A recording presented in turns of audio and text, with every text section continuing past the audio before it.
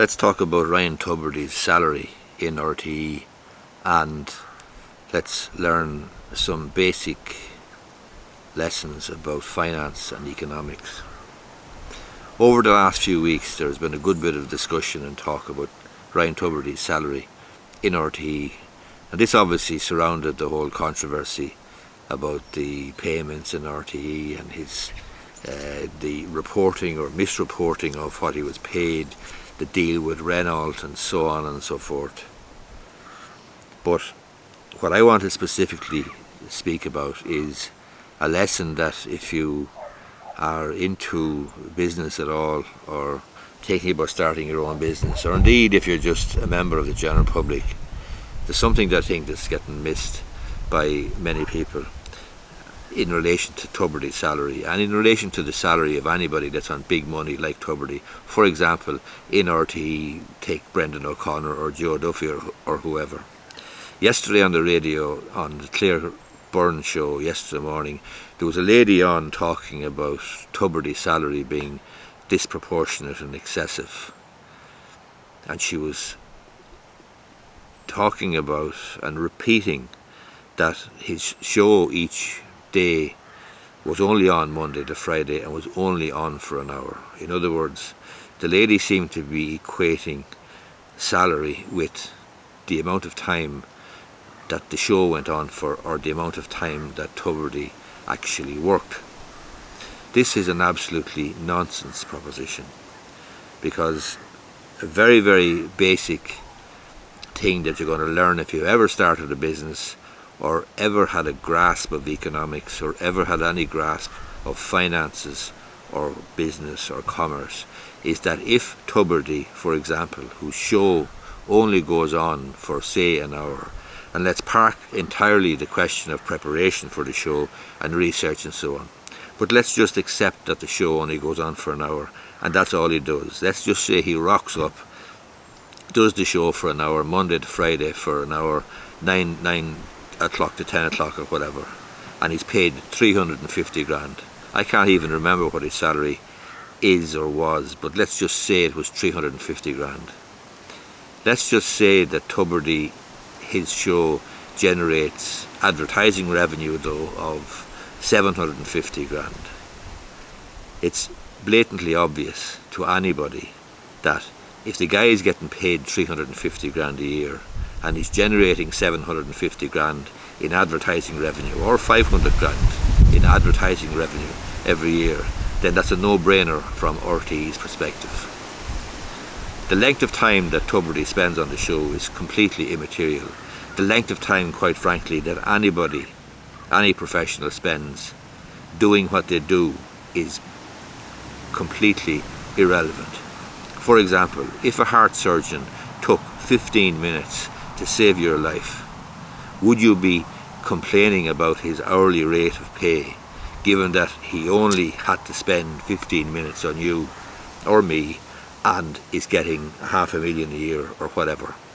I couldn't care less what he's getting paid, and I don't care that he's only working for 15 minutes, because if working for 15 minutes on me saves my life, that's fine. I'm happy with that. So the comparison or the analogy or the finger pointing that Tubridy only does a show that's on for an hour is absolute nonsense.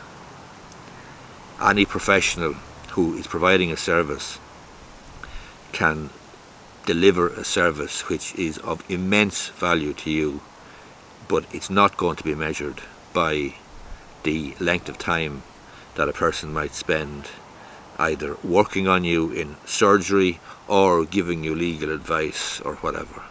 And to take another example, if you go to a solicitor who in 15 minutes persuades you and explains to you why the course of action on which you propose embarking is going to end up in a world of hurt with massive legal costs and is bound to fail, if it only takes that solicitor 15 minutes, is the time spent well spent?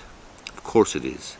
The fact that she can explain to you or tell you in 15 minutes rather than an hour or 2 hours or 3 hours why the course of action upon which you propose embarking is ludicrous, then it's money well spent. So that's the first thing. There's this argument that, oh, the show is only on for an hour, he couldn't be worth 350 grand, the show is only on for an hour. That's absolute horseshit. It's nonsense.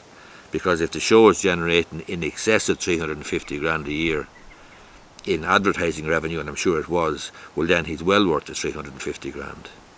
And when somebody says to you that he's getting paid 350 grand, that's disproportionate or excessive or far too expensive. Compared to what? Ask them. Compared to what? Because if it's compared to, for example, the advertising revenue, it's a no-brainer. The second person then I heard happened to coincidentally here yesterday was a lady who is the education correspondent on RTE, Emma O'Kelly. Emma O'Kelly appears to be a trade union spokesperson or trade union representative in RTE, or perhaps even a shop steward. And she was making the point on the 6-1 News yesterday evening that because they're involved or engaged in public service broadcasting, that the salaries in RTE should be capped, and we shouldn't have any of these excessive, disproportionate salaries. For example, the likes of what Tubridy was getting, let's just say 350 grand. There should be a cap on salaries. That too is an absolutely ludicrous proposition, because if Tubridy was capped at 150 grand or 160 grand and News Talk or somebody else can come along and say, we'll give you 300 grand, then Tubridy is gone. He's gone. And yet, he's gone with the advertising revenue that he brings, he's gone with his show, with his fan base, with his tribe. So the notion that because RTE is engaged in public service broadcasting, the notion that somehow they are protected or circumscribed from the ravages and competition of the media, of other outlets who are not in the public service provision necessarily, who may be more commercially oriented and may be privately owned, for example News Talk or whatever other stations might be out there. The fact that RTE are competing with those stations needs to be taken into account, because if RTE have a cap on salaries and the likes of Brendan O'Connor or Tubridy or whoever go to the competitors because they can get what the market will pay with the competitors, well then RTE are going to see a massive hole opening up in their advertising revenue. So the idea of capping somehow salaries in RTE because they're involved in public service broadcasting is an absolute nonsense. It's an absurd proposition. RTE is competing for advertisers with News Talk, with other outlets, Facebook, LinkedIn, YouTube, and plenty of other, Twitter, plenty of other Instagram, plenty of other media outlets. And the idea that somehow, as Emma O'Kelly suggested yesterday evening on the 6-1 News, that because RTE are involved in public service broadcasting, that there should be a cap on salaries is just communist, Stalinist nonsense, quite frankly. Anybody who ran a business, anybody who ever started a business, anybody who ever created a job for others, they understand very, very basically the finances that are involved here. And the finances are that the ordinary Joe, the ordinary Josephine who never started a business will look at Tubridy's salary or Brendan O'Connor's salary or Joe Duffy's salary and say, oh good, dear me, that is, by George, that is just a shocking, disproportionate, excessive salary. And yet they fail to take into account that Joe Duffy, his radio programme, what's the advertising stats there? What revenue does he generate there in his hour or 2 hours or whatever he does? You can't measure the contribution of these guys by the hours that they spend engaging in something. It's the same as a soccer star, or, Messi and these guys getting bought in by American clubs, or getting there's top players going then to your man there from France, whatever his name is, going to Saudi Arabia or going to the United Arab Emirates or wherever for 100 million.